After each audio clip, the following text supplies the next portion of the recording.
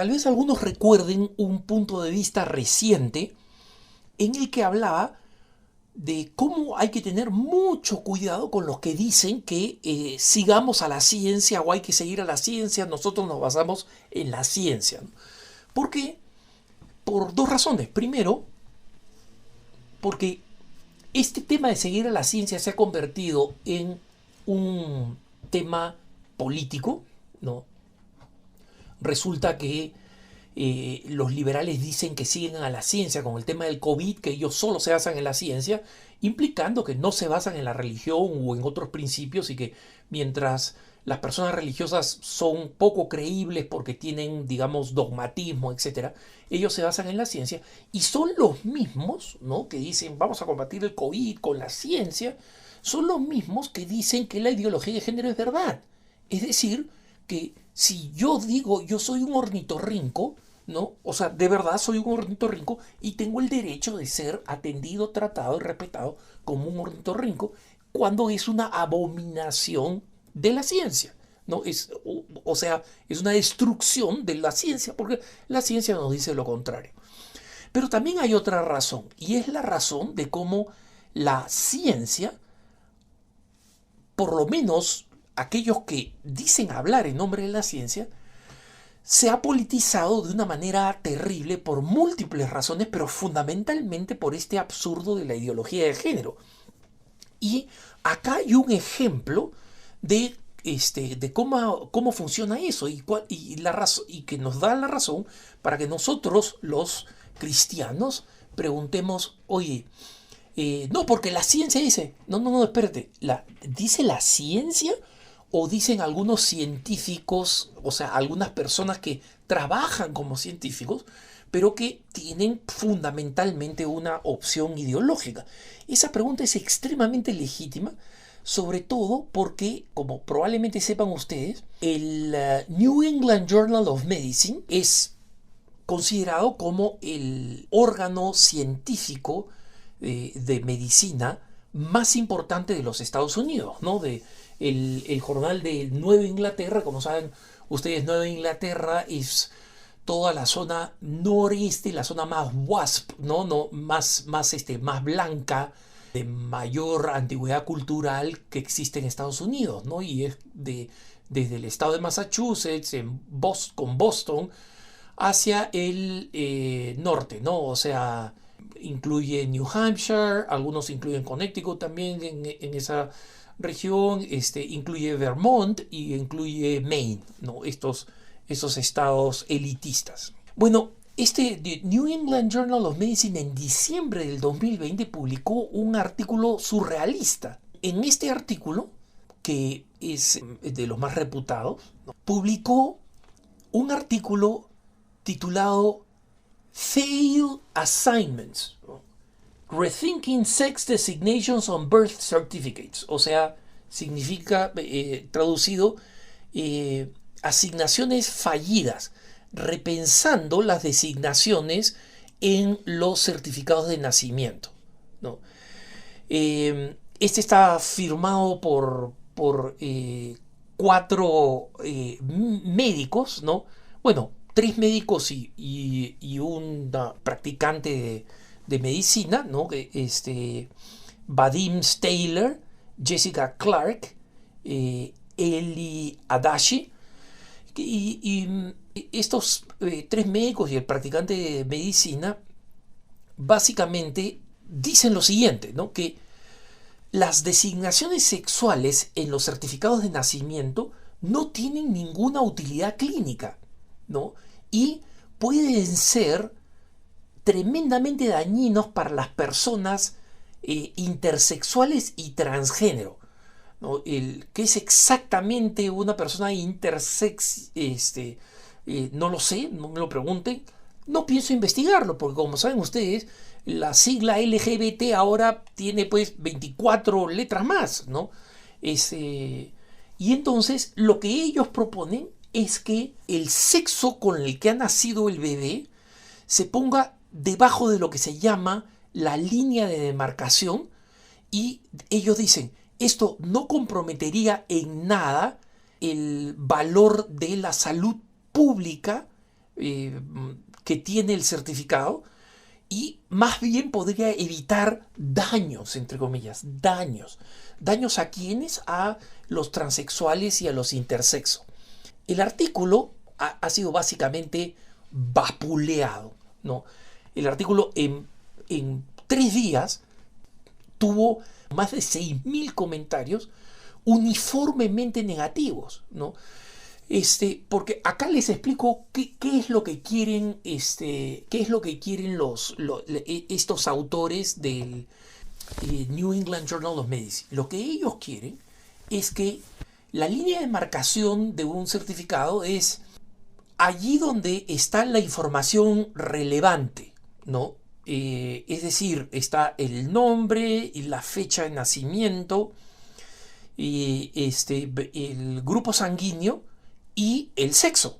Y ellos quieren que el sexo esté debajo de la línea de marcación, es decir, donde está la información de quién es el papá, quién es la mamá, qué nombre le pusieron, o sea, no, el nombre está arriba, perdón, o sea, todos esos detalles, ¿no? En qué hospital nació, todos esos detalles, que estén abajo, o sea, y en consecuencia, cuando un doctor busca en los archivos, ok, este bebito, este niño, qué datos tiene, ¿no? Ellos quieren que no se vea el sexo. ¿Por qué? Por esta idea absurda, ridícula, de que en algún momento, en alguna circunstancia, en el rincón del mundo, ¿no? Cuando vean el archivo de una persona intersexo,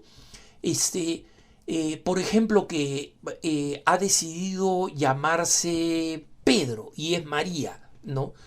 El médico vea que nació mujer y le diga, oye, pero Pedro, tú eres mujer, ¿no? Y al decirle eso lo ofenda y cree un trauma para el resto de su vida.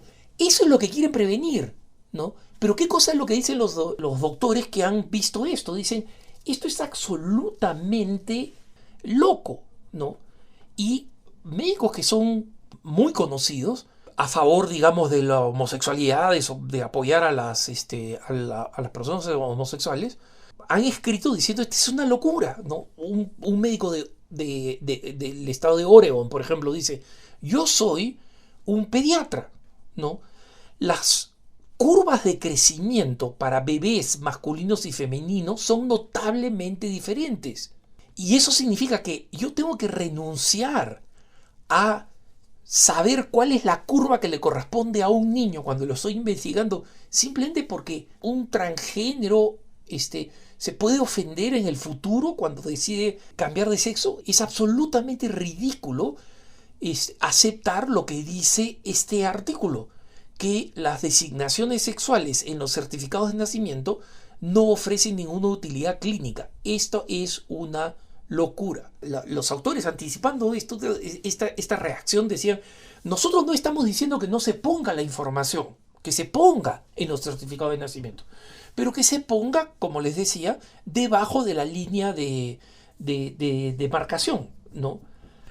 Debajo de la línea de demarcación hay otro tema importante, que es que ya no tiene valor, lo que está debajo no tiene valor e importancia legal, ¿no?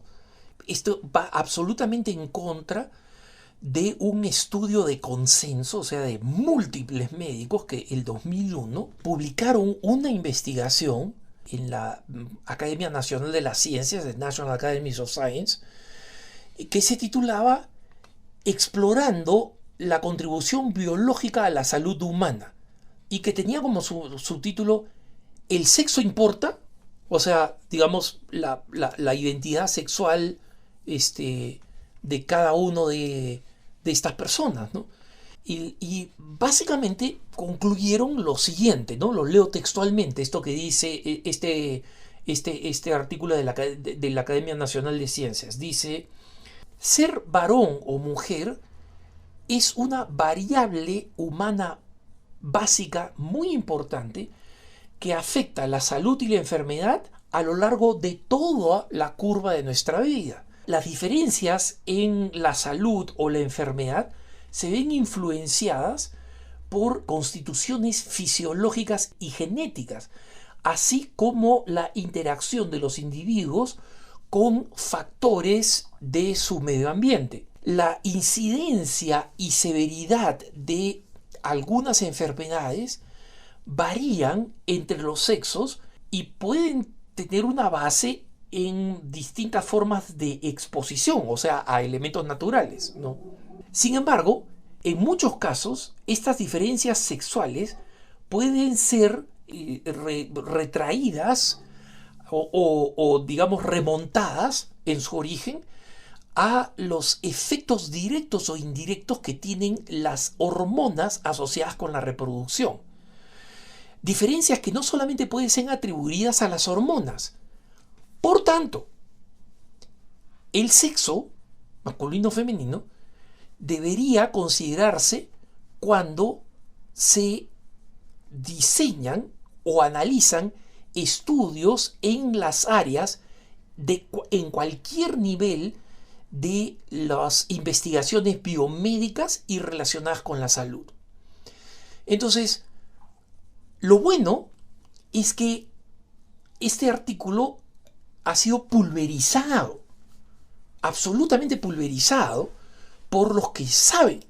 A mí, como forma anecdótica, digamos, además de esta investigación y de todas las críticas, como forma anecdótica, una doctora muy importante, amiga mía, la doctora Gracie Pozo Christie, que los que me siguen en Twitter saben que yo la retuiteo mucho, ¿no? Porque es una radióloga experta, ¿no? Ella explica que es absolutamente indispensable saber si alguien es hombre o es mujer, incluso con las personas transexuales.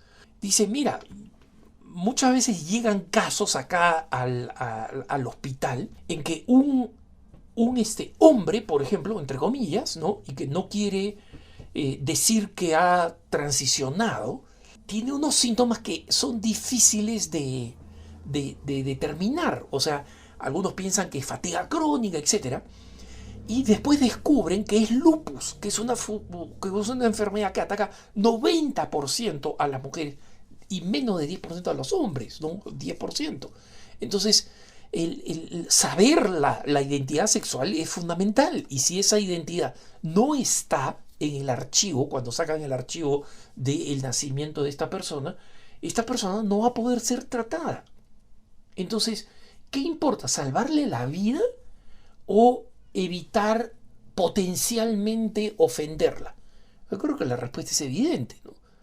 Pero aparentemente para los dogmáticos de una revista científica no lo es, ¿no? Y es una pena porque el New England Journal of Medicine ha sido clave en publicar artículos e investigaciones que han sido verdaderas revoluciones sobre el tratamiento del SIDA, por ejemplo, sobre el uso de las plaquetas en la sangre. Hay muchas cosas en las cuales la revista ha sido absolutamente revolucionaria, ¿no? Y una revista científica se mete en un tema completamente ideológico que no tiene ningún fundamento científico y donde simplemente estos doctores dicen, créanme porque lo digo yo, y no aportan ningún fundamento científico. Entonces, una vez más, cuidado con lo que pretende ser ciencia y no lo es. Que tengas un buen día.